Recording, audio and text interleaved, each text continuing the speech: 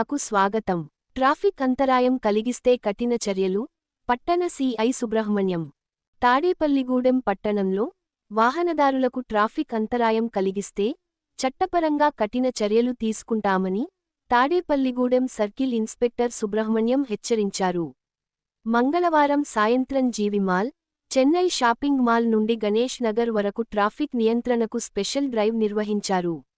ఈ సందర్భంగా జీవిమాల్, Chennai shopping mall యాజమాన్యంతో traffic నియంత్రణ కోసం తీసుకోవాల్సిన జాగ్రత్తలపై అవగాహన కలిగించారు.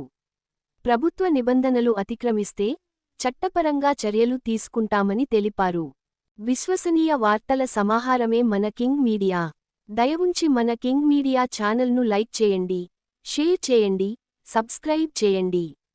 మరి కొందరితో చేయించండి. ధన్యవాదములు.